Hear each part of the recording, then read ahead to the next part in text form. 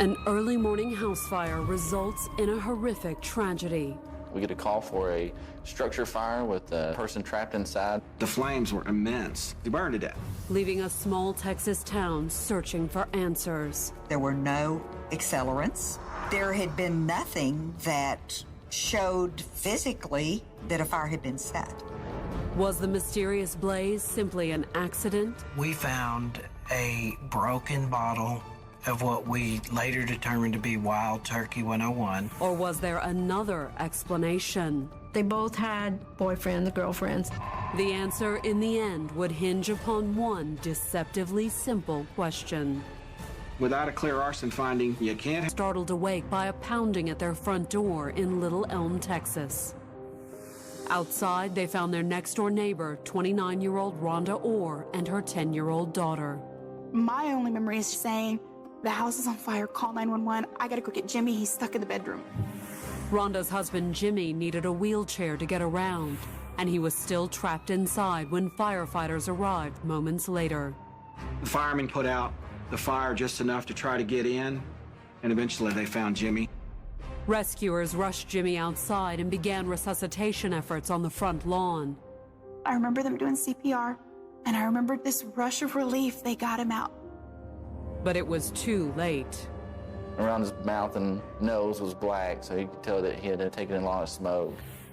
What had caused the deadly blaze that ripped through the bedroom where Jimmy was sleeping? An examination of the charred remains shed little light on the mystery.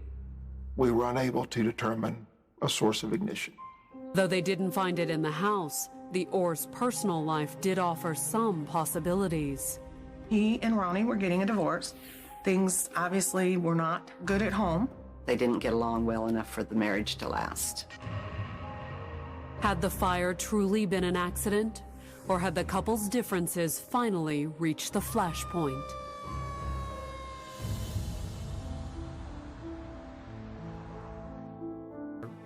It was just me and her, just our own little family. Lonely, the 25-year-old single mother started spending more time online. That's where she met Jimmy, who worked as a recreational therapist at a Dallas area rec center. I was playing internet games, and we met in a Dallas area room, and we started talking. Soon their online conversations grew into a near-daily correspondence, and it wasn't long before the pair decided to meet. I said, "Well, how will I know you? Because we'd only talked on the internet and on the phone." And he said, "Well, I told you about the chair, didn't I?" And I said, "No, what are you talking about?" Rhonda learned that Jimmy was partially dependent on a wheelchair, disabled from the waist down as the result of a childhood accident. But when Rhonda met him at a shopping center, she quickly witnessed how little he was confined by his handicap. James was not paralyzed. He had some balance difficulties from an accident when he was younger. And he used the chair more because it was easier. If he had something to hold on to, he could walk. There wasn't anything that Jimmy couldn't do. He didn't want to be considered handicapped. He wanted to be typical. But while impressed with Jimmy's capabilities and eager to grow their friendship, Rhonda told Jimmy she wasn't ready for a romantic relationship. We started out as friends. I had told him that I wasn't going to get married again. I was perfectly satisfied as a single mother, not looking for a relationship. Rhonda may have been satisfied, but she was also impressed by how Jimmy treated her daughter. He was just a good-hearted guy. Very, very into and concerned and interested in Rhonda's little girl, and talked about her constantly. He was loving, doted on her, spoiled her to some extent. Jimmy's obvious affection for the little girl didn't go unnoticed by Rhonda. Before long, she and Jimmy began dating. If you knew James, it's not surprising, but he won me over. He's always loved children and wanted to be married and have a family. So in January of 1999, after only a couple months of dating, Jimmy decided to make it official. He took me up to the big ball you see in the Dallas skylights. At the top of the world, as far as you can get in Dallas, he proposed. 4 months later, the couple married, and Rhonda and her daughter moved into Jimmy's home in suburban Dallas. It was great. They had a nice big swimming pool in the back, and they'd have birthday parties, and Jimmy'd be out grilling hamburgers and hot dogs. To help out the young couple, Jimmy's mother and stepfather picked up the tab for some of their expenses. We did a lot for those kids. They're struggling, you know how it is when you get started. The assistance was welcome, even if Rhonda bristled at her mother-in-law's intrusions. We didn't have the best relationship. Every minute of our lives, she ran things. She just took over. Even though Marian was generous with gifts and things, she had expectations with her son, Jimmy, as well as with Rhonda. Despite the strain between mother and daughter-in-law, the arrangement did have its advantages. Jimmy's mother told the couple she and her husband would help cover tuition for them so they could both go back to school. Rhonda for nursing and Jimmy for computers. They also provided Rhonda a job at the family sheet metal business. I told her she could work for us part-time. I would pay her whatever she had been making working full-time until she got her degree so she could have a career. The charity didn't end there either. In late 2001, the Pools also helped the couple finance the construction of a new custom home outside Dallas in the town of Little Elm. We had doors widened so that he could have access to every room. Pretty much the whole house was accessible to Jimmy. There wasn't any area he couldn't get to except the attic. Designed to accommodate Jimmy's wheelchair, the new home provided the couple with plenty of space. Unfortunately, they'd soon need every inch of it. In the spring of 2002, not long after moving into their new house, the couple started drifting apart. He began to want different things, and our interests just kind of went separate ways. Jimmy had joined a car club and began going to shows and racing cars with his friends. James had a black SS, a Camaro SS. We'd go to drag race events and he'd race a car at a drag strip. Rhonda was rarely there to cheer her husband on. The car things, she wasn't interested in that. They really didn't have much in common. It was something Rhonda made quite obvious on the few occasions she did show up at the racetrack. He'd be out looking at the cars, talking with all of us, or working on his car, and she always was sitting down reading a book, and she just seemed detached, like they barely knew each other. Before long, Rhonda and Jimmy were living more as roommates than soulmates. They were living in separate rooms, and they were no longer intimate. There was just a parting of the ways. Things just weren't working out. By the fall of 2002, Rhonda and Jimmy both agreed their marriage had failed, but didn't file for divorce just yet. Instead, they decided on a trial basis to remain living together under one roof as friends. I don't think there was never an attorney. There was never anything legal done. They were just married. They were just had agreement to live separate. I took care of him. We still went out to eat. We still went out to movies. I mean, we lived just as we had before. It really wasn't a change because we were friends all along. And since they were no longer intimate, both Rhonda and Jimmy eventually sought solace in new relationships. He got himself on an internet dating site and had met a couple people and was just kind of having dating fun. Rhonda also started a relationship with a mutual friend of theirs. Jimmy had his girlfriend. She had nobody. And I think this whole relationship come about because it was kind of shoulder to cry on.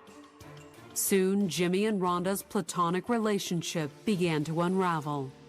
He finally decided, I can't do this anymore. In November of 2002, Jimmy finally asked Rhonda for a divorce, but he asked nicely.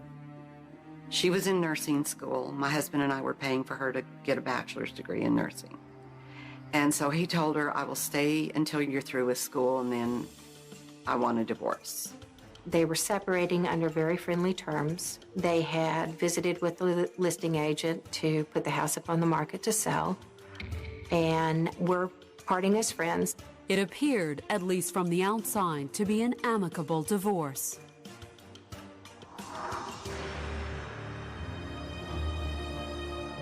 Wednesday, May 14th, 2003.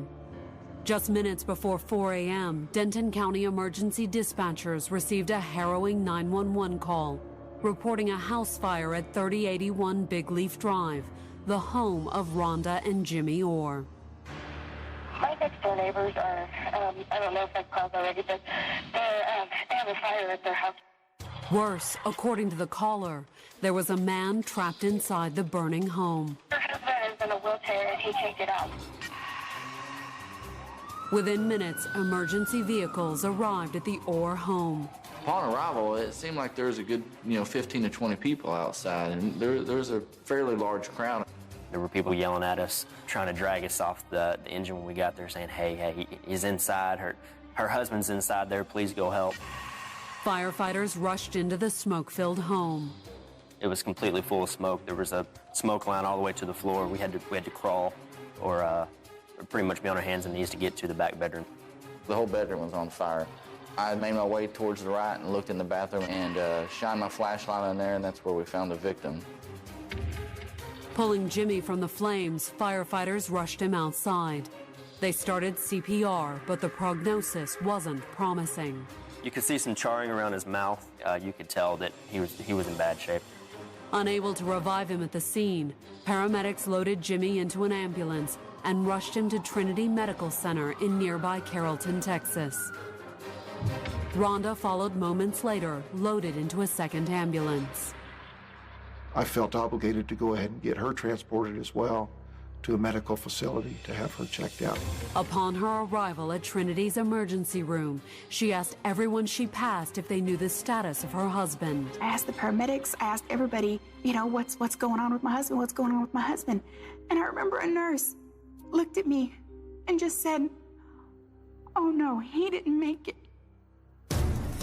Coming up, police question whether the tragic fire really had been an accident.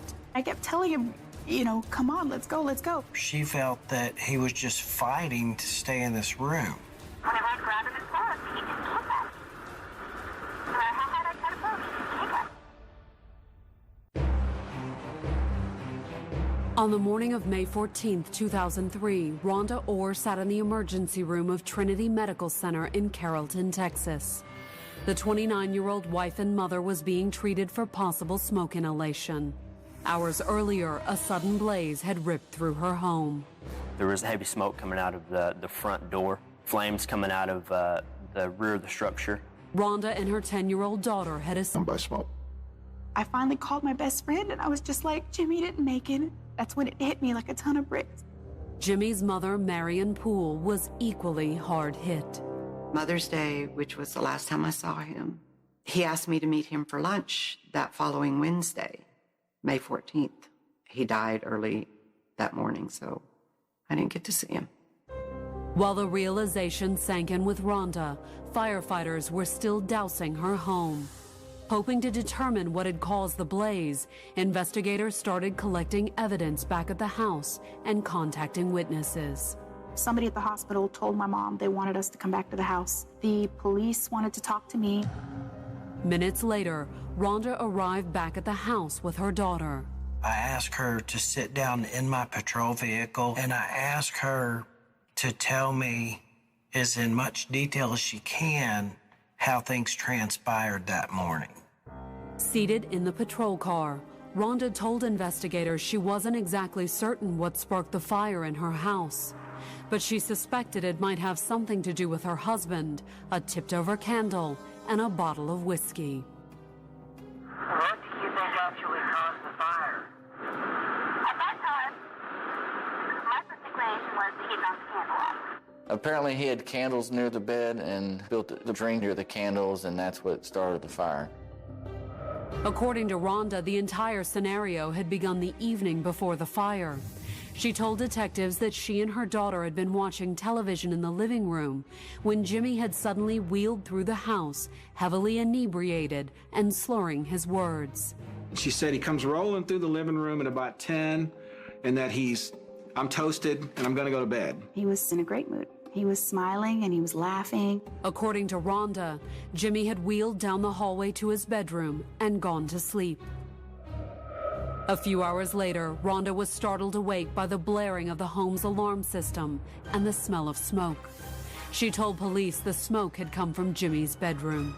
When I got to the room, Jimmy was sitting on the side of the bed. There was a candle knocked down on the floor, and the liquor bottle was laying on its side on the end table, running all over the carpet. He's patting it out with a towel. And she's, complains to him, "What are you doing?" And he goes, "I'll clean it up, don't worry about it." Rhonda said she'd then returned to her bedroom and gone to sleep. But it hadn't been long before she'd been reawoken by the smoke alarm. My first instinct was, here we go again. And I got up and I went out in the hallway, and immediately you could tell it was much different. There was smoke, you could see smoke way up high. Rhonda said she'd rushed back down to Jimmy's bedroom. The door was closed, but under the door, you could just see bright flickering. And I was like, oh my God, it's on fire. Realizing the bedroom was now engulfed in flames, she'd yanked her daughter from her bed and, according to Rhonda, immediately ran next door for help. She went to the next door neighbors. My only memory is saying, the house is on fire, call 911, I gotta go get Jimmy, he's stuck in the bedroom. Rhonda told police that she'd left her daughter with the neighbors and then sprinted back to her burning home in an effort to rescue her husband. I got there to the door and the bedroom door was open and Jimmy was on the floor. Behind him was just a 14-foot wall of fire. Rhonda told investigators she'd entered the flaming room and tried to help Jimmy into his wheelchair, but she said he'd violently fought her assistance. Whenever I grabbed him and pulled, he just kicked at me. How had I tried to pull him? He just kicked at me. According to her, she felt that he was just fighting to stay in this room. Was he simply drunk? Or was Jimmy, his marriage a failure, and his family falling apart, determined to die in the flames? I couldn't understand why, and I kept telling him, come on, let's go, let's go. The fight ended, according to Rhonda, when Jimmy suddenly kicked her in the chest. Rhonda Orr stated when Jimmy kicked her, he kicked her so hard that she went out of the bedroom, the door slammed behind her, and it locked. I was there in the doorway, and I just kept screaming, Jimmy, come on. Jimmy, come on. I don't know what's wrong with him. Just come on. Unable to open the door, Rhonda said she'd run back outside and asked her neighbor, Ren O'Neill, for help. Mr. O'Neill went straight to the bedroom and she wanted him to kick it in. He felt the door and decided that that wasn't going to be a good idea for his own personal safety. Rhonda told investigators that moments after that, police and fire officials had arrived on the scene. Following Rhonda's interview, police allowed her to return to her worried family. That didn't mean they believed her story, however. She did not appear as she had been in a struggle in a house or a bedroom that was fully involved with fire. Anybody that was put in that position would have had soot on them, and that just wasn't the case. At the scene, Rhonda's clothes, hair, and skin had been clean. And while she had gone to the ER as a precaution, the hospital had quickly released her, unlike two police officers who'd tried to rescue Jimmy. I had just had 2 police officers transported to the hospital. They had smoke inhalation where she had no evidence of that whatsoever. Those weren't the only reasons detectives doubted Rhonda's rescue story either. Later that morning, investigators spoke with Rhonda's next-door neighbor, Ren O'Neill. And his version of events from the night of the fire differed considerably from Rhonda's. Mr. O'Neill told us he immediately went over to the house with Rhonda. There'd been, according to O'Neill, no solo attempt at a rescue on Rhonda's part. Her statement that she had gone back in an attempt to rescue her husband. Mr. O'Neill's statement totally refuted that. And again, another red flag that what she was telling us was not exactly correct. That was hardly the last startling revelation laid on the detectives that morning either. Rhonda's mother-in-law, Marion Poole, arrived on the scene a few hours later. She pulled me aside. She said, "There's something not right about this. Rhonda told me at the hospital that James was drunk and James started the fire." It was the same story Rhonda had told police. But as Marion pointed out, there was one big problem with the story. Jim never drank. That can't possibly be true. Was Rhonda lying? Or had Jimmy hidden his drinking from his own mother? One thing was certain. Investigators were starting to believe there was a lot more to the story than a simple house fire. We started really, thinking that this was really going to be a murder case and it wasn't an accident. Detectives had a chance to explore their theory later that morning when fire investigators finally entered the home and began to sift through its charred remains. We found a broken bottle of what we later determined to be Wild Turkey 101. We found the candle that Miss Orr talked about in her statement. That much at least the blaze had actually begun. We were unable to determine a source of ignition. A canine search said there were no accelerants. There had been nothing that showed physically that a fire had been set.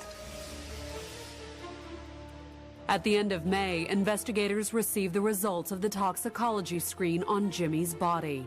The findings only added to the investigators' suspicions. There may have been a bottle of Wild Turkey in Jimmy's bedroom, but Jimmy, according to the report, hadn't touched it.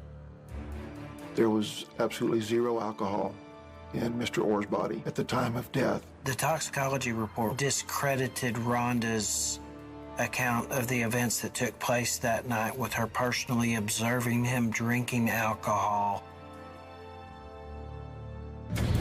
Coming up, police suspect foul play was behind Jimmy's death, especially when they learned that a third survivor had escaped the flames. James, he had told me that she had seen somebody else. I cheated on him. By June of 2003, Little Elm, Texas police and fire investigators were still searching for answers in the suspicious house fire that trapped and killed Jimmy Orr. He couldn't get away, and he crawled in the bathroom, and he couldn't go any further, and he died. There's no doubt in my mind he was conscious as he began to burn. Due to the inconsistencies in her statements to police, detectives suspected Jimmy's wife, Rhonda Orr, might be behind the blaze. With all these red flags adding up, then we're starting to get a little bit suspicious.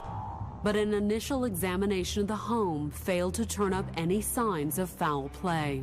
The original fire marshals couldn't really determine arson. Well, if you don't have arson, you can't have murder, because he burned to death.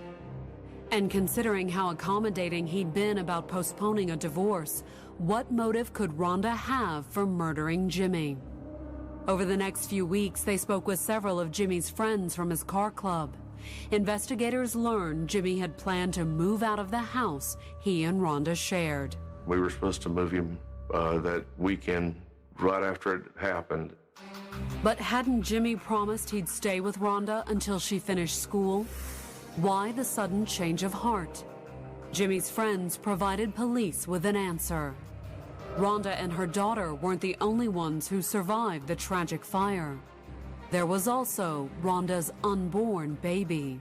Rhonda was pregnant by another man. And it was the pregnancy, according to his friends, that finally prompted Jimmy to file for divorce. He was very upset by it, very bothered by it. He said, I'm not doing this anymore. And so he was going to move out and go ahead and get the divorce. And a divorce, as the investigators learned, would cost Rhonda a lot more than her marriage. Marion Poole, the victim's mother, was paying for her school. We had learned that Marion had actually put the down payment down on the house. And if the divorce didn't cut Rhonda off from Marion Poole's money, the pregnancy surely would. Rhonda knew that as soon as Jimmy's mother found out that Rhonda was pregnant with another man's child, she would be finished financially. She didn't tell me about her pregnancy until several weeks after my son died. By then, police suspected Rhonda no longer needed her mother-in-law's money.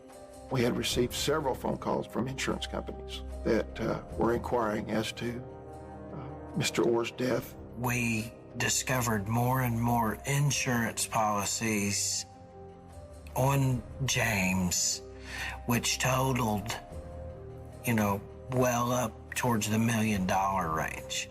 And the beneficiary? Rhonda Orr. To investigators, the motive was undeniable. Basically what it boils down to, in my opinion, is she killed him for money. Police were all but convinced that Rhonda, pregnant with another man's child, had set the fire to both stave off the impending divorce and collect on Jimmy's insurance. There was, however, one big problem with their theory. We really couldn't put the match in Rhonda's hand. There was no confession of any type. There's no eyewitness. In an effort to extract a confession from Rhonda, lead police detective Donald Deviney called her and requested that she meet them at police headquarters. He said he had copies of the final police report and to meet me up there. At the police station, Rhonda and her daughter were ushered into separate interrogation rooms. And as soon as Rhonda walked in the door, she realized she was in for more than a simple review of the police report. There was a Texas Ranger sitting in there, and I started to feel a little uneasy at this point.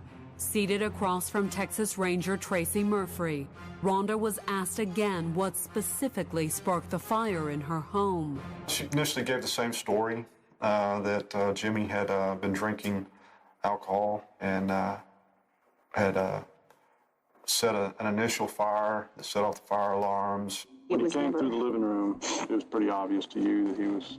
Oh yeah, he was laughing, and he told me that he was toasted. But midway through Rhonda's statement, Ranger Murphy confronted her with the toxicology report that directly refuted her story. Ronnie, would it surprise you at all to know that he had no alcohol in his system? Yeah, it would. He was laughing, and he said he was toasted. Then Ranger Murphy asked Rhonda about her husband's life insurance policies. Why would you have close to $1 million worth of life insurance on Jimmy? I don't have close to $1 million. We've come up with $900,000 so far. From where? I haven't. The insurance policies you've taken out on it. As soon as we provided evidence that she could not dispute, she became very defensive and completely changed her demeanor. Rhonda refused to change her story, however. It was basically, that's my story and I'm sticking to it type of conversation. But what about Rhonda's daughter? Police were also interviewing her in another room. During a brief break in the interrogation, officers shared what they'd learned from her daughter. It wasn't good news for Rhonda. Jimmy did not will through there and said he was toasted. She said that you told her to tell us that. I don't believe you. That's what she said. In a final attempt to squeeze a confession out of Rhonda, Ranger Murphy turned up the heat. I basically accused her of murder. And at that point, she called me a name I can't repeat here, and pretty much the interview was over at that point. That afternoon, the police let Rhonda leave. However, investigators were confident they were on the right track. But the prosecutors, while armed with a mountain of circumstantial evidence, felt they were still short of a conviction. Without a confession, without a clear arson finding, that would have been hard. But what if the investigators at the scene had missed something? That October, in a last-ditch effort, investigators brought in a man named Ray Powell. With more than 30 years of experience, the veteran fire investigator hadn't exactly written the book on fire investigation. He'd written 6. We brought in a tremendous arson expert. I call him the guy that invented fire. Fire investigators, when they have an unusual fire, a lot of times they'll call and ask me about it or send photographs. Although in this case, Powell did more than just look at photographs. 6 months after the fatal fire, he personally sifted through the charred remains of Jimmy's bedroom. Mr. Powell went back over to the scene, did an examination of the area. Earlier investigators had ruled out arson, mostly since tests had revealed no traces of an accelerant. But Powell wasn't too concerned. The whiskey bottle recovered from the crime scene, the one police believed Rhonda had planted, could have easily fueled the flames. Alcohol burns clean. Unless they're looking for it, they will not be able to pick up the alcohol. But if the whiskey explained away the lack of a traceable accelerant, Powell still faced a bigger question. Where'd the fire start? The burn patterns, according to Powell, indicated the fire that killed Jimmy originated from 2 different places within the bedroom. We had a fire started in front of the window and another fire set in front of the door. He was able to identify 2 start points. And anytime you have 2 start points, you have an arson. But even more damning to investigators were the specific locations of the 2 fires. We now had 2 points of origin that were in fact blocking Mr. Orr's ability to egress from the room. So this is when we were pretty sure that this was an intentionally set fire. On February 26, 2004, Rhonda was formally indicted on felony arson charges. When she received word that she had been indicted, she went and turned herself in. Posting bond, Rhonda professed her innocence and predicted that a trial would exonerate her of all charges. To be honest with you, I don't have a criminal bone in my body. I've never even been arrested. I've never been in trouble in my whole life. Talking about a girl that never had really a traffic ticket. Which is exactly why prosecutors feared it would be a challenge to convict her. Without solid physical evidence, their entire case hinged on the testimony of a single expert witness. His report said arson, and it didn't take long to read his credentials to know that he was going to be a good witness. Coming up, will a second opinion from a surprising source pour cold water on the prosecution's claim of arson? They don't have to pay if a homeowner does something to their own home. They benefit from me being found guilty. In March of 2008, more than 4 years since she'd been arrested, Rhonda Orr walked into the Denton County Courthouse to stand trial for the death of her husband, Jimmy. Charged with felony arson, the 34-year-old mother faced up to 99 years in prison if convicted. She was charged with arson that caused a death. And it's the same punishment as murder. Murder one is a first-degree felony. It was a trial that had almost never happened. The case had been stuck in limbo for nearly 5 years, while the Denton County District Attorney's Office had mulled over the strength of the state's evidence. This was a circumstantial case, and circumstantial cases are harder to make than when you have good, solid physical evidence. The case had been reset for 5 years. Witnesses' memories fade, people move away. It becomes very difficult to put it back together. Among those who had moved on with their lives was Rhonda Orr. Out on bail after her arrest, she'd finished school, gotten a job as a registered nurse, and remarried. Her new husband wasn't, however, the man she'd started seeing while living with Jimmy.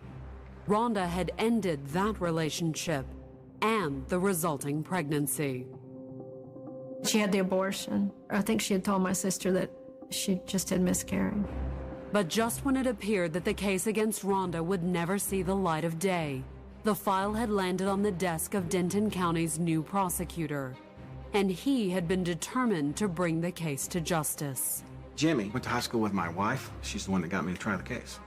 Rhonda had been equally determined to go to trial, even if her counsel hadn't. He's trying to get me to plea bargain with him, and I told him, I said, before I'm anything, before I'm a mother, before I'm a wife, I'm a Christian. And I'm not going to walk into a courtroom, put my hand on a Bible, and say that I did something that I didn't do. Even if it means getting off easy, I'm not going to do that. Proceedings began on March 25th. In his opening statement, prosecutor Carrie Peel painted Rhonda as a cold and conniving woman who deliberately set fire to her own home. But why kill Jimmy? The answer, according to the prosecutor, lay in her crumbling marriage and a bevy of life insurance policies. She had taken out a series of life insurance policies on Jimmy to where it got to be $1.1 million. And once Jimmy was dead, prosecutors said Rhonda hadn't waited long to collect. By 12:25 p.m., Rhonda was already on the phone with an insurance company trying to report Jimmy's death and trying to start the claims process.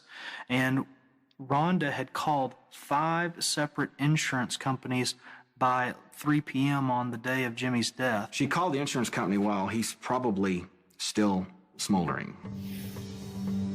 Had Jimmy known he was so well insured? According to the prosecution, the answer was no. As evidence, they presented the insurance company's own findings. At least one of the final policies taken out on Jimmy was forged. An insurance investigator asked us to look at a policy that my son's name had been signed to, and he wanted to compare it to my son's signature. That definitely was not my son's signature. On cross, however, Rhonda's defense attorney reminded jurors that Jimmy had suffered from a disability. Could that not explain the suspicious signature? At times, because of his difficulty, James did not write well, and his writing was not legible half the time. So I signed tons of things for my husband. But it wasn't a pen that prosecutors were trying to place in Rhonda's hands. It was a match. And on March 26th, prosecutors called on the man they were counting on for a conviction, arson expert Ray Powell. Seated at the witness stand, Powell described how the charred remains at the Orr's home indicated that someone had set at least 2 fires in Jimmy's bedroom. We took 8 by 10 photographs. We held it up for the jury to see. We explained the patterns on the photograph. There was, in fact, a second fire that had been set, first the door and then the window. Jimmy had been trapped. Rhonda, the prosecution argued, hadn't just cut off all the room's exits. She'd also set out to destroy her husband's means of escape. The wheelchair was actually melted. Aluminum melts at 1,200 degrees. To have 1,200 degree fire at the floor level indicated to us that that may have very well been where she actually initiated the fire. Powell's findings were a searing indictment against Rhonda.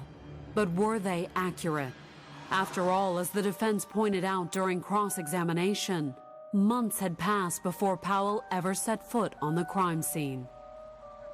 The witness called by the prosecution was not on the fire scene until 5 or 6 months after the fire and didn't have the benefit of knowing what the room actually looked like because it had been so disturbed by excavation efforts.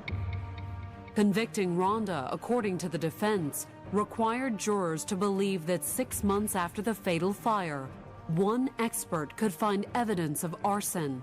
Not only that, it required that they disregard the opinions of other experts who did examine the fire immediately after the incident.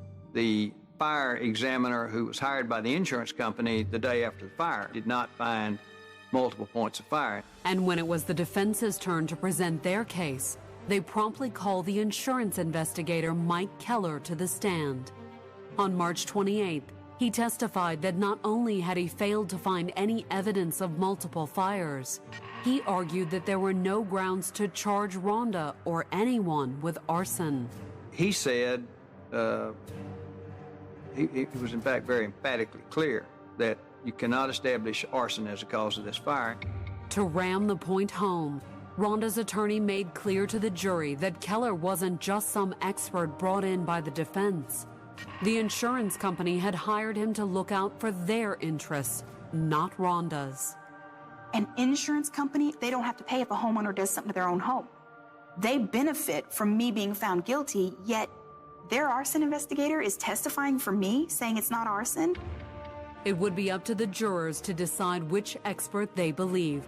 But before they broke for deliberations, lead prosecutor Carrie Peel made sure they didn't forget how Jimmy had spent his final moments trying to escape. Got down on the floor and kicked and writhed on the floor like a snake. It was an emotion-packed recreation of Jimmy's fiery final moments. He's rolling around on the floor, flopping like, a frog on a hot pavement. When Carrie Peel made his argument, I just wanted to stand up and clap when he got done. But when the trial broke for deliberations on March 31st, everyone wondered which would impress the jury more, the scientific evidence offered by the defense or the prosecution's emotional appeal. Coming up, the verdict is revealed. It was almost as if it was a dream.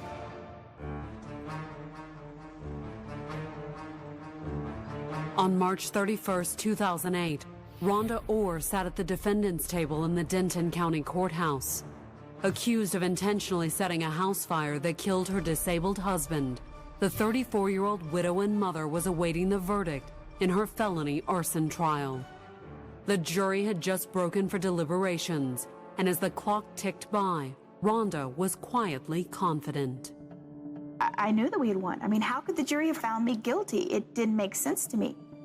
A mere 2 hours after it had begun deliberations, the jury announced it had reached a decision. We were surprised how quickly they came back, and several people said, well, this must be good. Moments later in the crowded courtroom, The judge read the jury's verdict aloud. Guilty. My head felt hot. I remember like a sense of shock. I didn't know, it was almost as if it wasn't real. It was almost as if like it was a dream. But if Rhonda was shaken by the verdict, she never showed it, according to the prosecutor. You never blinked. Following the verdict, the jury handed down Rhonda's sentence, 88 years in prison. Jimmy's friends and family were elated. I think that's fair because now she's going to lose what a lot of people consider the best years of your life. She's going to have to spend those in prison thinking about what she did. Rhonda's first thoughts, however, were of her daughter, who wasn't in the courtroom. I turned to my mom and said, "Don't let her hear this on the news." And then they took me away. Whisked from the courtroom, today Rhonda sits in a Texas prison. I said, if God's will for me is to be a beacon of his light in prison, whom shall I send? I'll go. If that's his will, I'll go. And I'll continue to be a beacon for him in here. But for those who recall Jimmy Orr's fiery death, Rhonda's beacon blazes with a very different light. Her penalty is nothing compared to what she gave him. She gave him his penalty of death.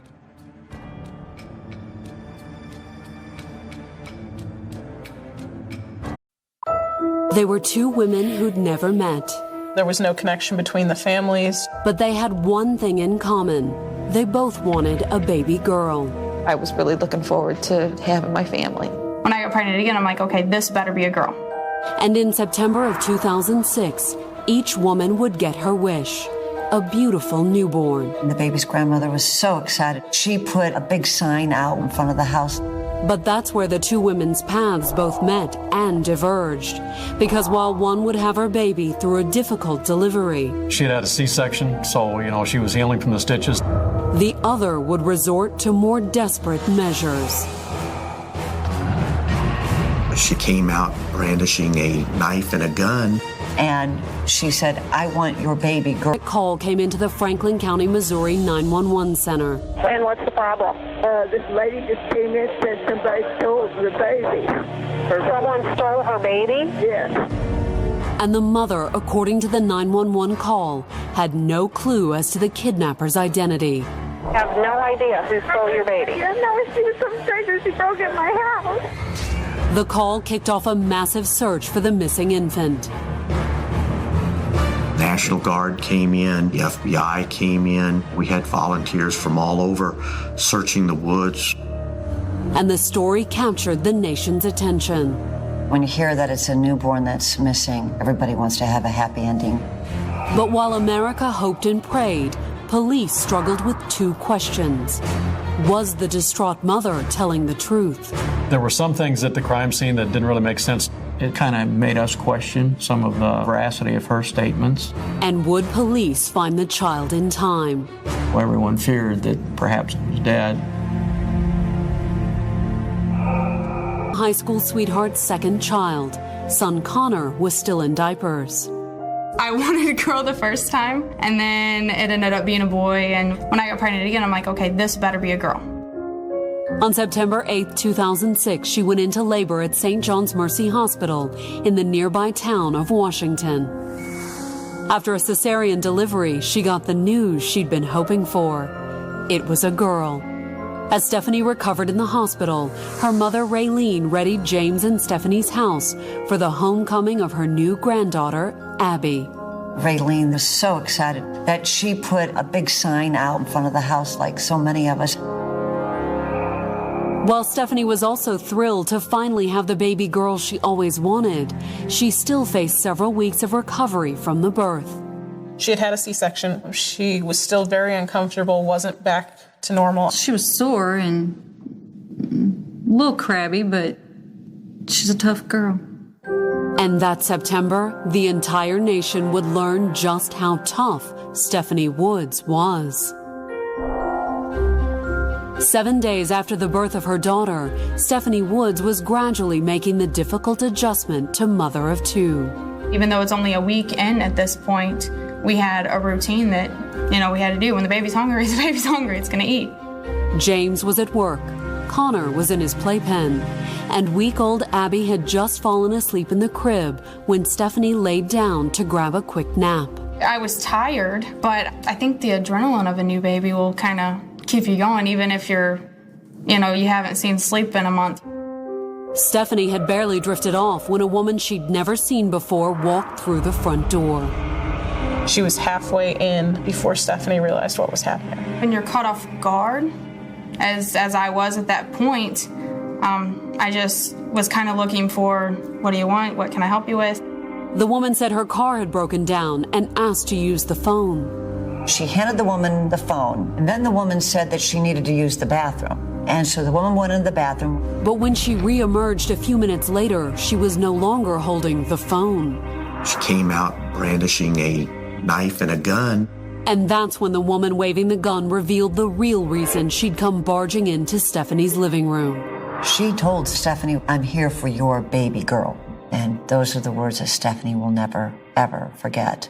The woman was after 7-day-old baby Abby, the little girl that Stephanie had always wanted. Obviously, Stephanie didn't want to have anything to do with that, and there was quite a struggle. It wasn't exactly a fair fight.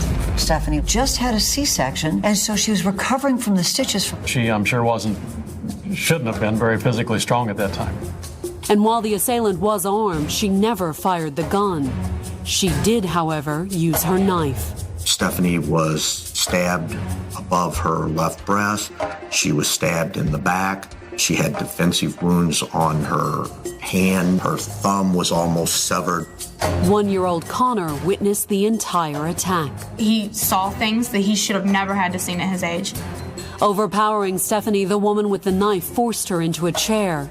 Then, after tying Stephanie up, the woman took the knife and slashed the struggling mother's throat. Stephanie Woods wasn't about to give up, however. All you got to do is put yourself in that position. Imagine that you've got a 5-day-old child at home and somebody comes by and snatches that child from you. Stephanie freed herself from the chair and grabbed a knife from the kitchen table. But the woman overpowered her and choked her until she passed out. Then she grabbed Stephanie and Connor and shoved them into the bathroom. She locked her in the bathroom and took the baby, leaving the little boy in the house alone with the mom passed out. Perhaps 20 minutes passed before Stephanie regained consciousness. Connor's crying woke her. He had had blood on him. So for me, I didn't even really look at my injuries. I mean, I could feel the pain, but it was more on him. Is he okay? The toddler was unhurt. But what about the baby? And then it hit me, Abby's not here. She was gone, taken by the woman with the knife. Not only that, the kidnapper had also taken the phone. Stephanie realized there was only one thing to do. She picked up her screaming son and stumbled out the door. She managed to carry Connor from her house to the next neighbor's house, which was not immediately next door. It was a miracle that she didn't bleed out as she was running the long distance away to the house to get help. Although according to Stephanie, there was nothing miraculous about it. I'm a mom. I mean, that's as simple as it is. I needed that other part of me, which was her. And she was going to get help for her children, whatever it took. She walked up the road barefoot. It's a gravel road. She's the strongest person I know in this world. She had a baby, cesarean. She had her throat cut. She was stabbed in the back. And my daughter found the strength to walk probably the length of 3 football fields to safety. And if that ain't strength, I don't know nobody that can do that. The neighbor dialed 911. 911, what's the emergency? This lady just came in and said somebody stole the baby. Someone stole her baby? Yes. Then, with sheriff's deputies and an ambulance on the way, Stephanie took the phone and made a desperate plea. I just need somebody to find. Okay, ma'am. We've got people coming. Among the first at the scene, Deputy Matt Corbett drove straight to the Woods' residence. Missouri State Highway Patrolman had arrived at her location, so we knew there was somebody with her. Entering the blood-spattered living room, Corbett confirmed that the kidnapper and baby Abby were long gone. But where? Highway 47 runs in front of the victim's residence. That's a state highway, and somebody could have just been going through and grabbed the child and took off. Was it a random kidnapping? And if so, how did Stephanie's attacker know she had an infant at home? There was a sign in Stephanie's front yard welcoming the new baby. Meanwhile, at the neighbor's house, detectives questioned Stephanie while EMT struggled to save her life. Lieutenant Detective Subkey was getting an interview with her literally in the back of the ambulance. I got a brief description of what happened because the ambulance was really wanting to get her out. And the crying toddler Stephanie still clutched in her arms further complicated the interview. He wouldn't have anything to do with any of the cops. He was scared of them. I'm sure he was pretty shaken up considering what he had witnessed. Stephanie was also shaken up. I remember being upset and crying, but I was more just in kind of a state of shock because I was like, okay, this is happening to us. We are going through this. But what exactly had happened? All she could give the investigators was a short summary of the kidnapping and a vague description of her knife-wielding attacker. She described her as a white female, heavy-set, long, dark hair, had a ball cap, approximate age between 30s to 40s. When Stephanie's mother, Raylene, arrived on the scene, she did what she could to comfort her daughter. I just wanted to reassure her we were getting her back. Matter of fact, I pretty much promised and guaranteed we were going to get her back. But she seemed pretty desperate and confused. Suffering multiple stab wounds, she was also in grave physical danger. Not long after Raylene arrived, a medevac helicopter was hovering overhead, summoned by the EMTs on the scene, who feared Stephanie wouldn't survive a long drive. Quickly transferred to the chopper, Stephanie was airlifted to St. John's Mercy in Washington, Missouri, the same hospital where she had given birth to baby Abby a week earlier. I remember being upset and crying, but I was more just in kind of a state of shock because I was like, what now? What next? Back at the crime scene, Sheriff Gary Tolke was thinking ahead too. As the helicopter disappeared over the horizon, he turned to Stephanie's mother with an urgent request. They had asked if we had a recent photo, and it dawned on me, well, yeah, I got lots of them. I'm with Grandma. It was the first lucky break in the investigation. Raylene's pictures revealed what could be the crucial piece of information in the hunt for baby Abby. Baby Abby was born with a little strawberry mark on her forehead, a little stamp on her forehead. The birthmark did help a lot because it was something identifiable. At that age, babies change so quickly. The Franklin County Sheriff's Department immediately issued an Amber Alert for baby Abby. And by 6 o'clock that evening, the abduction was the lead story on every local newscast. We was told by Sheriff Tolke to try to get on the news. He felt that was pretty important. Help! Yeah. Help. And if you're the one that done it, please bring her back. We don't have no issues with you. We just want her back. Coming up, will a family's anguish turn to anger? You're trained that in these type cases, family members are usually your first suspect. And will the distraction allow the real kidnapper's trail to turn cold? It's my baby. By the early evening of September 15, 2006, police cars and camera crews surrounded the rural Missouri home of Stephanie and James Woods. It was a huge response. There were police officers, federal investigators, and then also television stations and newspapers and radio stations were also there.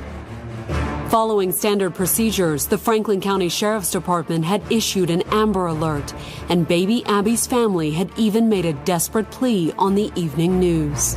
I think they realized because they didn't have a lot and they had no idea where this baby was, that they needed the media to try to get out whatever information they could get out.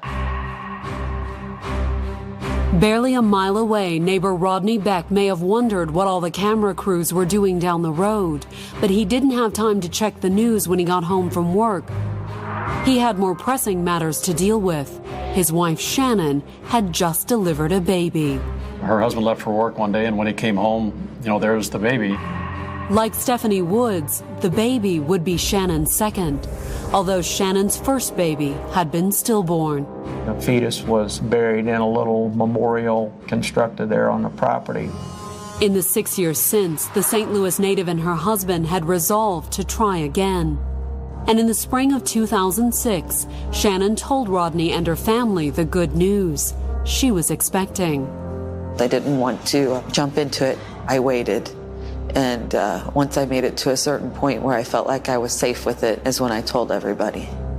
Days earlier, Shannon had learned that her sister Maria was also pregnant. Her due date was literally 2 days at that time before mine, and then later on we were the same date. It was an amazing coincidence, and as the two pregnancies progressed in tandem, the sisters kept close tabs on how each was doing. If I had a doctor appointment or she had a doctor appointment, we'd call each other and let us know what was happening. And by the end of the summer, the entire Torres family was anxiously awaiting Shannon and Rodney's new arrival. They fixed up a room for the baby. They decorated it all up, and we'd drive out there and look at it and check it out. And we were already buying Christmas presents. I was really looking forward to having my family. But the wait would be shorter than Shannon imagined. On the morning of September 15th, more than a week before her due date, Shannon started to feel what she believed to be symptoms of false labor. I kind of felt like I was having somewhat contractions, and I thought they were just Braxton Hicks because they really weren't strong and they really weren't close together. Instead of calling a doctor, Shannon went about her daily routine. I walked over to the barn and fed the animals and did all of that. But by the time she'd finished her chores, according to Shannon, the labor pains she was experiencing were anything but false. About the time I came back from the barn, I think I was in full-fledged labor and didn't even really know it. Shannon said she delivered the baby that afternoon at home. That's all such a really vague memory. I remember coming back to my house and feeling like I was in labor and everything. And then I remember holding my daughter.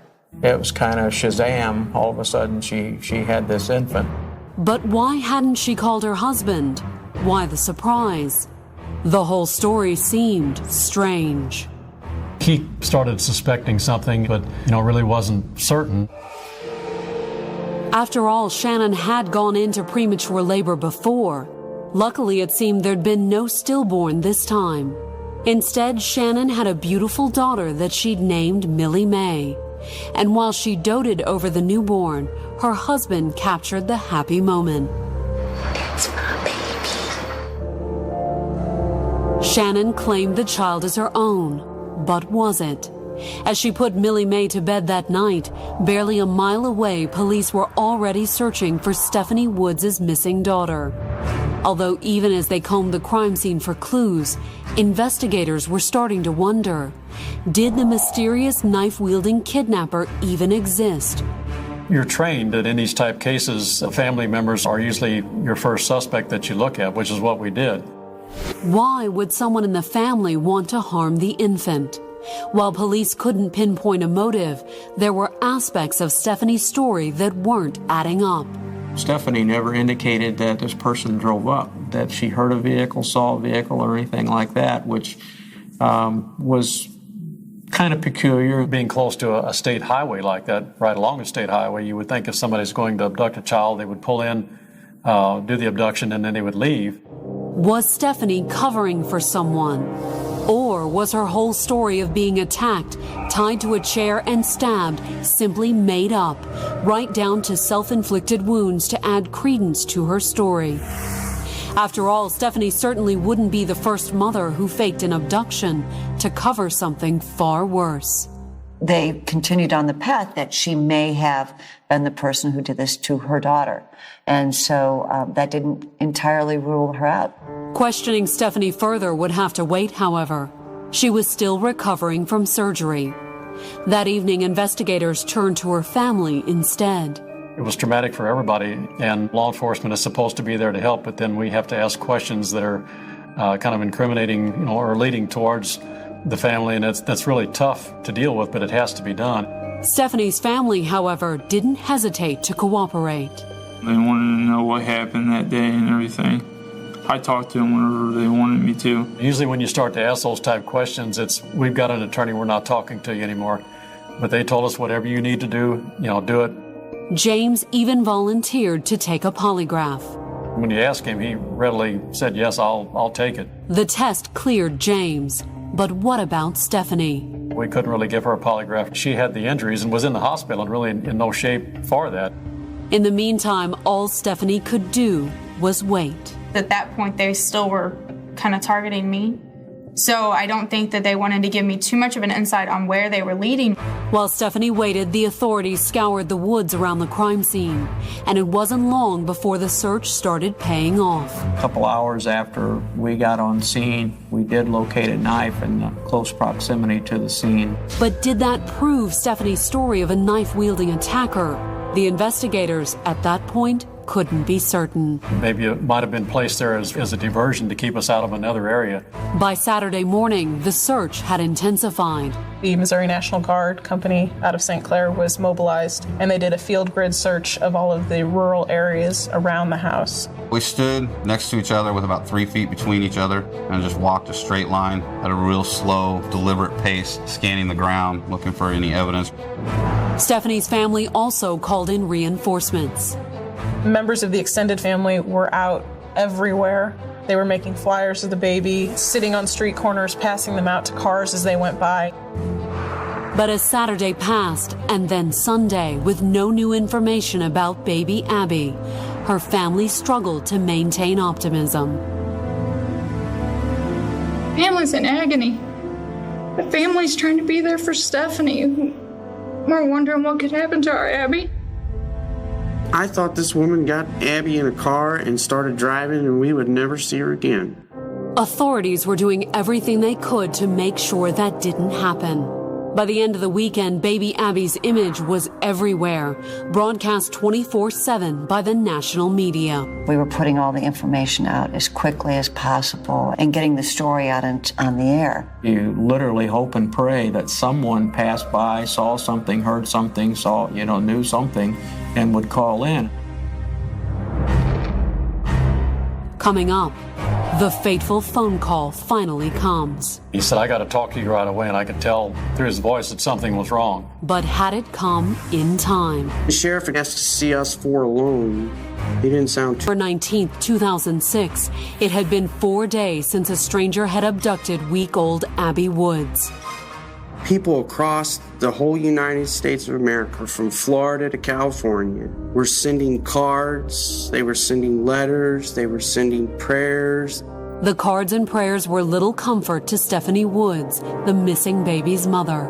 Released from the hospital, but she would wake up in a shock. She would wake up scared and wake up crying and wanting Abby back. She ached for her. For a few hours, just, where's my baby? I want my baby. Searchers had found an ominous clue, an infant's onesie. Major Copeland called me on my cell phone, and he said, I got to talk to you right away, and I could tell through his voice that something was wrong. That was good news that we found it. The bad news was it had blood on it. Everyone feared that something had happened to this child, that perhaps it was dead. Even more troubling to the investigators was where the search team had found the onesie. There were 2 ponds in pretty close proximity to the residence, and we were thinking, well, maybe that was a diversion by whoever did this, and, the baby may be in a pond. And Sheriff Tolke called in a dive team to search the pond. Then he contacted baby Abby's family. The sheriff had called me, and he asked to see us alone. The only thing I can tell you is that I began praying, because he didn't sound too confident. Considering his urgency to need to talk to us that day, I feared the worst at that point. The mood was grim that evening as Sheriff Tolke sat down with Abby's parents and grandparents. Obviously, they were very upset. They knew, too, that this wasn't a very good sign. But just as Abby's family braced for the worst, the sheriff's cell phone rang. He turned the phone off, and it rang again, and he kept turning the ringer off, and it was persistent, so he said, I gotta take this. The call only lasted a few seconds. And it was the answer we needed. It was Abigail. They're telling me the baby's alive. And you're going down and you go back up again. And he started crying. Big old Sheriff Telke started crying. I mean, his heart was in this just as much as everybody's heart was into finding baby Abby alive. The tears spread around the room. We didn't know how to handle the good news. It was the news we wanted, but we still didn't know how to handle it. It's the most wonderful news in the world. And you're overwhelmed. You don't know what to do. The news was the culmination of a chain of events that had started with another phone call more than 48 hours earlier. On Sunday, while police, guardsmen, and volunteers continued to scour the Missouri countryside for baby Abby, Shannon Torres placed a call to her sister-in-law Dorothy in St. Louis. Shannon called her sister-in-law, said she had had a baby, and the sister-in-law finally convinced her to go to the doctor with this baby and get it checked out. Shannon had also asked her sister-in-law for a ride. So on Tuesday morning, Dorothy Torres had driven out to Shannon's house in Franklin County. As soon as she'd arrived at the farm, however, Dorothy had become suspicious. The sister-in-law realized there that this baby had makeup on her forehead. She had been listening to the media and was aware of Abigail's disappearance, and she kind of started putting two and two together. Shannon's husband, Rodney, by then had also heard the media reports. Shannon's husband had kind of wondered, he thought that the birth was odd. And, obviously he knew how close the abduction was. Could Shannon be the kidnapper that was all over the news? Unsure of what to do, Dorothy drove her sister-in-law to the hospital. When they got to the hospital, Shannon went inside. Alone with the infant, Dorothy seized an opportunity. She wiped the makeup off her forehead and discovered a familiar-looking strawberry birthmark.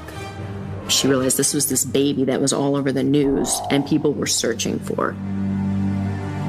When Shannon returned a few minutes later, Dorothy confronted her. At first, Shannon denied Dorothy's accusation. I think in her mind, this was real. This was the baby that God had given her.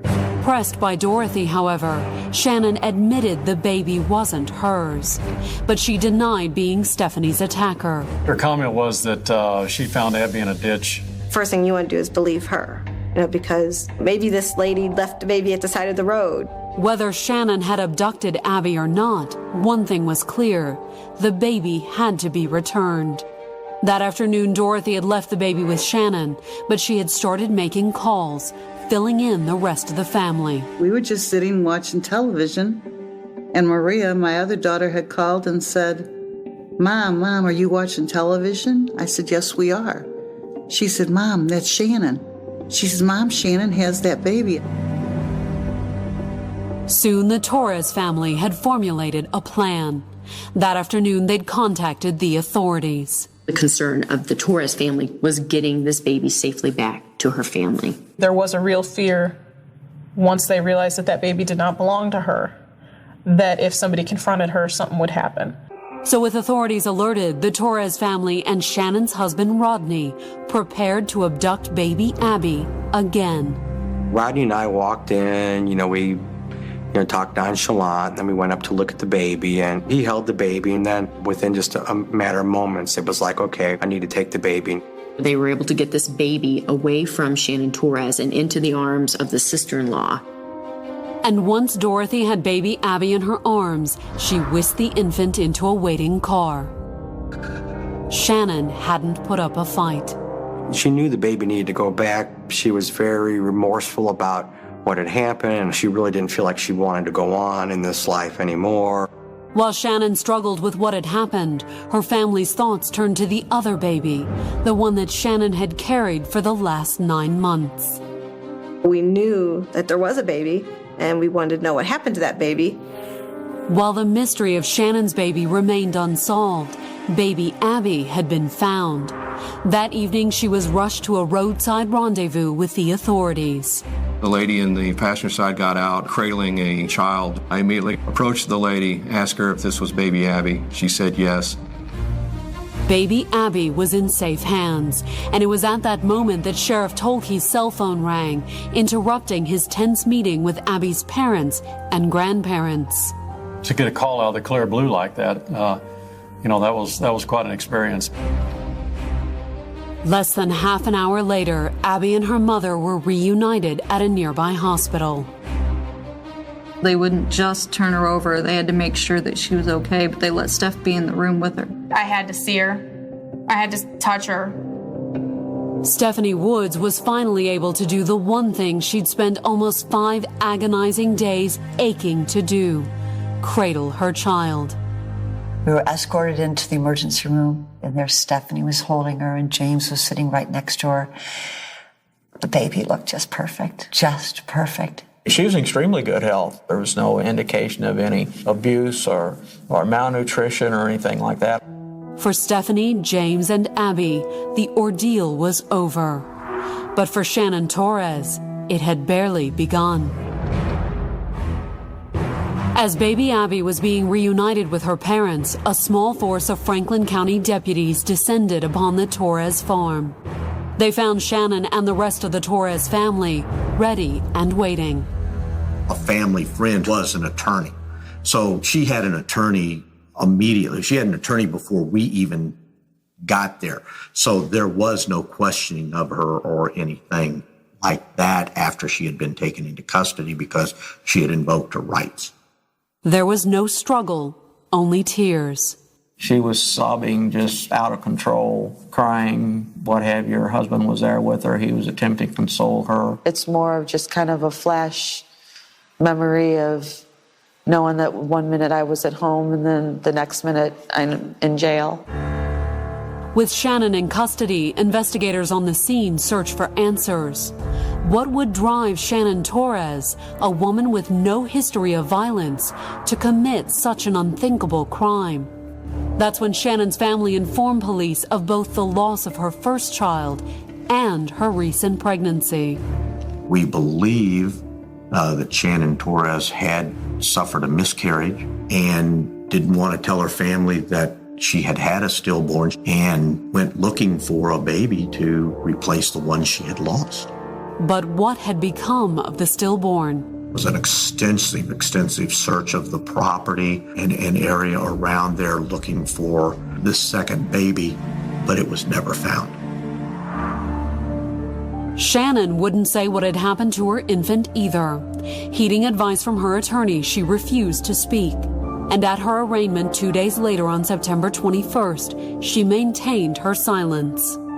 She came in shackled, orange jumpsuit, very wild-eyed, kind of looking like she wasn't aware of her surroundings. She had been crying. She cried throughout the hearing. The hearing was brief. The list of charges wasn't.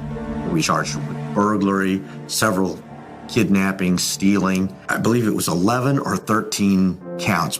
The prosecutors hit her with everything they could. And how did Shannon respond to the many charges against her? Not guilty to all of them. Coming up, breaking silence for the first time, Shannon tells her side of the story. I remember questioning, is this my baby? Is this the baby they're looking for? On May 9, 2008, Shannon Torres once again stood in a Missouri courtroom. It had been almost 2 years since she had entered a not guilty plea for the kidnapping of 1-week-old Abby Woods. There were negotiations and evaluations on mental capacity and whether or not she was able to stand trial, and that really did slow things up and took time. In the end, the evaluations didn't matter. When Shannon arrived in court that morning, it wasn't to stand trial. It was to change her plea. She made what is called an Alford plea, where she pled guilty, but she did not admit guilt. I could have tried to see what a jury would give me, or we could just take what evidence was there and accept the fact that even though I don't remember doing this, that I obviously was involved in it. With the evidence stacked against her, why wouldn't Shannon acknowledge her guilt? It was simple.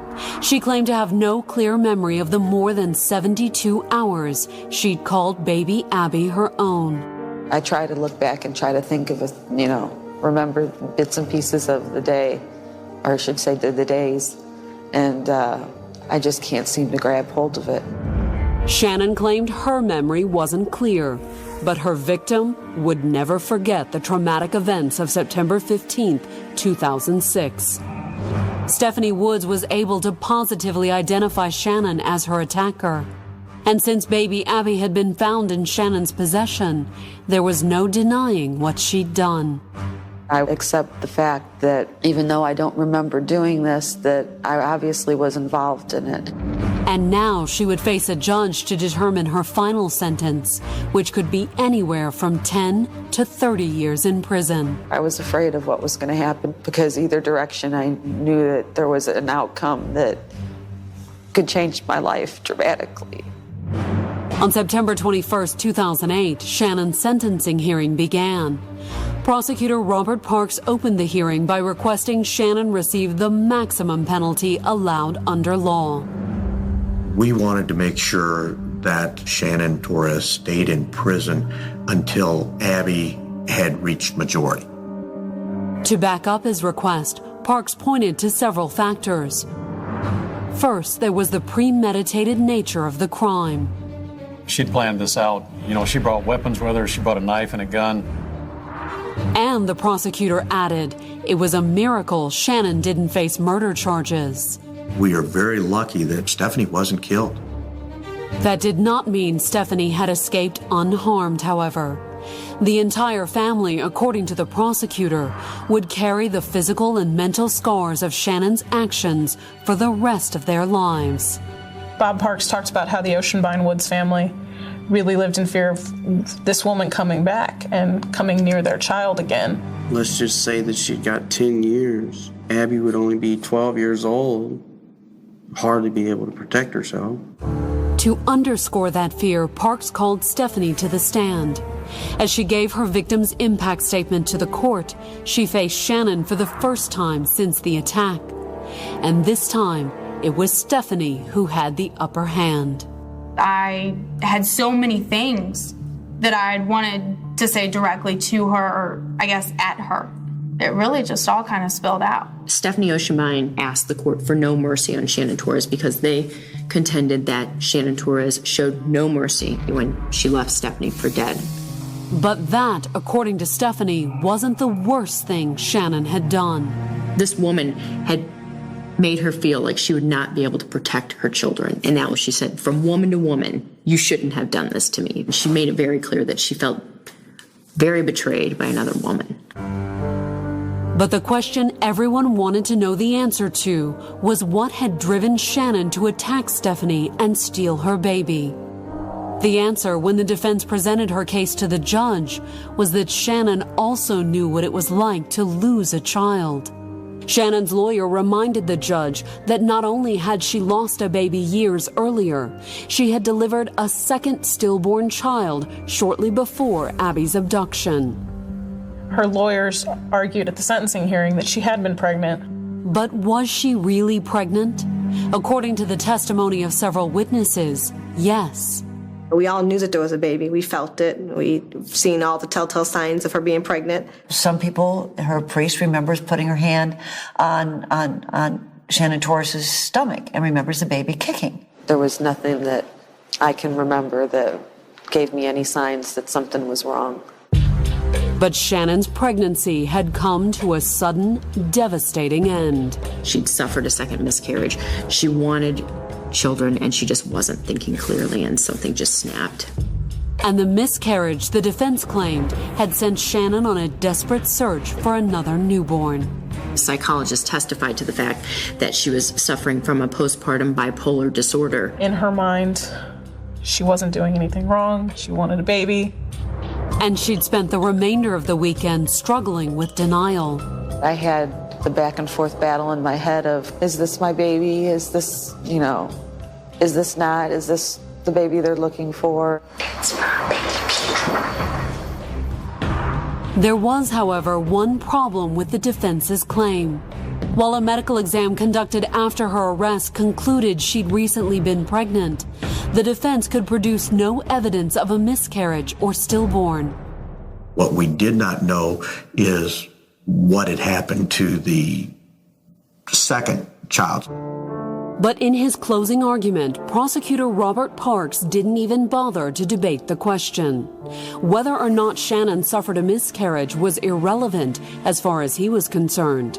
Instead, he asked the judge to focus on the things Shannon had already admitted doing. One thing the prosecution did make clear is the fact that no matter what her mental state was, it was not excusable for her to go in, slash a woman's throat, and steal her infant baby. Coming up, will Shannon's tragic story lead to mercy? I always expected that there was going to be some sort of punishment, but I hoped for the best.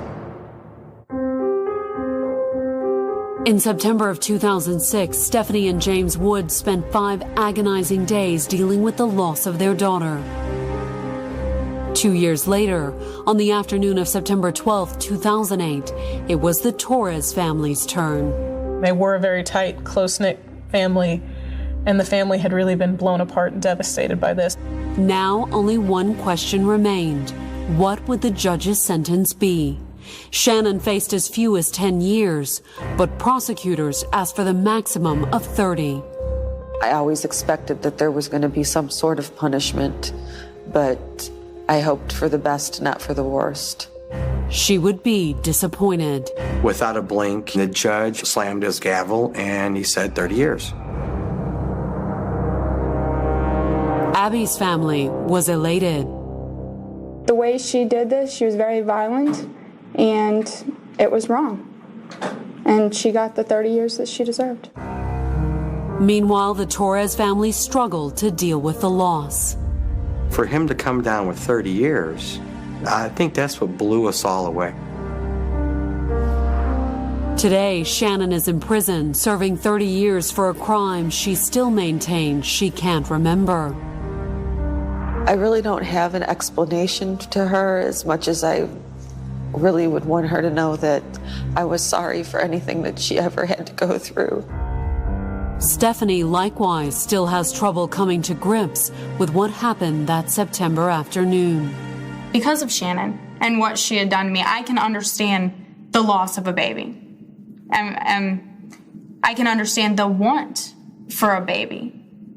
But I don't think I'll ever be able to wrap my mind completely around why would she want to put any other human being through that pain. Stephanie not only understands the pain of losing a child,